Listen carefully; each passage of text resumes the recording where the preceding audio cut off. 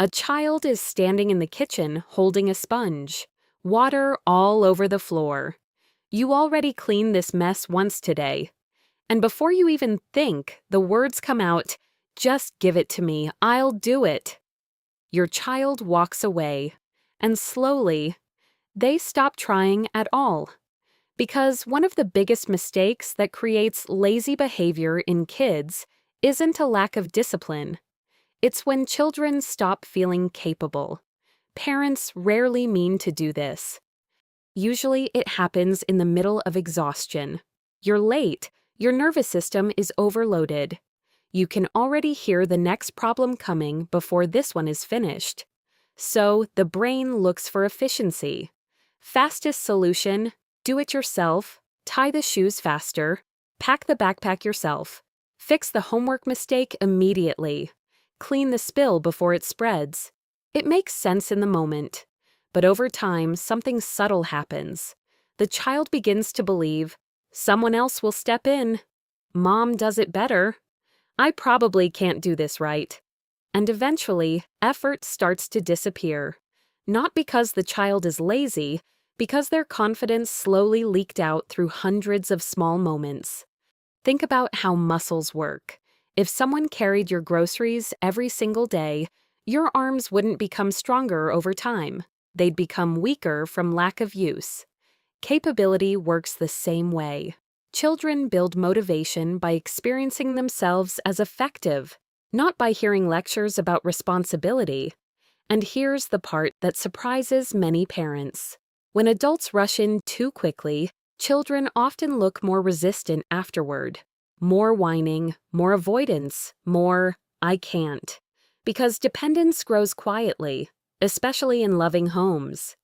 A lot of parents confuse helping with rescuing. There's a difference. Helping says, "I'm beside you while you learn." Rescuing says, "I don't think you can handle this." Children feel that difference immediately, even when nobody says it out loud. Now, of course, kids need support. This isn't about standing back while your child struggles endlessly. It's about noticing the moment when support turns into takeover. That's usually where the cycle begins. Here's the automatic reaction to watch for: your child moves slowly, complains, gets distracted, and your body tightens.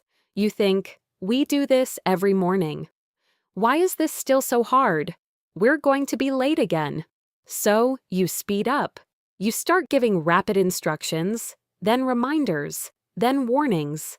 Finally, you take over completely. And strangely, the child often becomes even less cooperative. Why?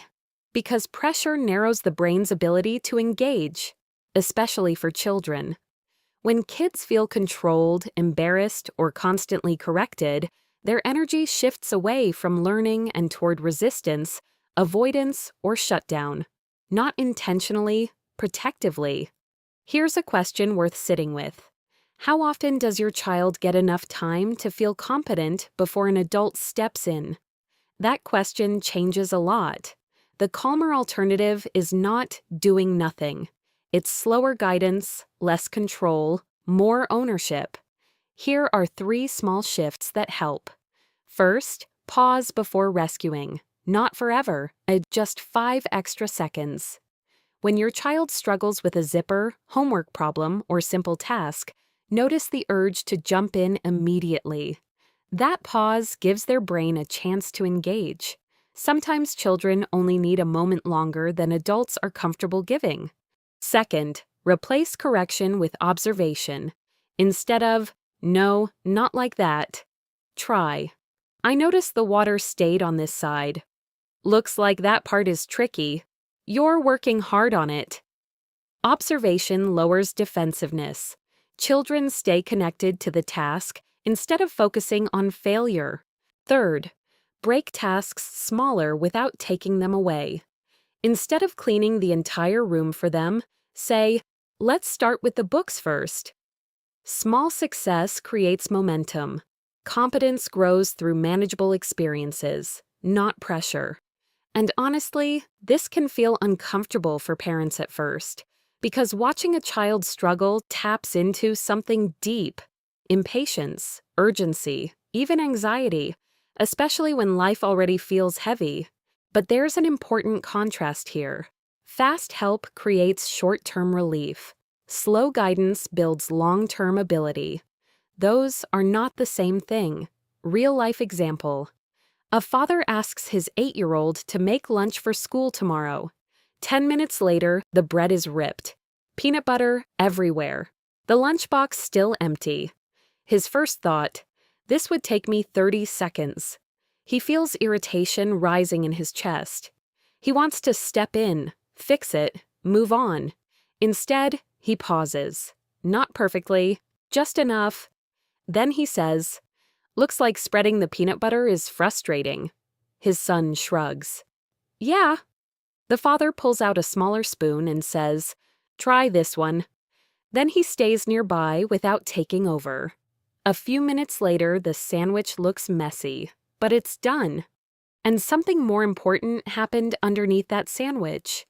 The child experienced, "I can do hard things without someone replacing me." That feeling matters a lot, because confident kids are not usually the ones who never struggle. They're the ones who become familiar with recovering from struggle. And there's another piece many people miss. Children who seem lazy are often discouraged. Some kids stop trying because they're overwhelmed by correction. Some stop because tasks feel too big. Some stop because adults unknowingly carry too much for them. When capability grows, motivation often follows behind it, not the other way around. So if you've been finding yourself constantly stepping in, constantly managing, constantly doing things faster yourself, it may not mean your child needs harsher discipline. It may mean they need more opportunities to feel useful, capable, and trusted, even imperfectly, especially imperfectly. Because real confidence doesn't come from getting everything right. It comes from discovering, I can keep going even when it's messy. And parenting this way is not about becoming endlessly patient. It's about practicing a different rhythm. Pause a little longer, guide a little less urgently. Let capability grow slowly. Children mature in the space between support and trust. And often, the quietest moments build the strongest skills. If this video felt helpful, you're very welcome to subscribe to the channel so you don't miss future videos about calmer, less stressful parenting. Feel free to share your experience in the comments. It can help other parents realize they're not alone. See you in the next videos.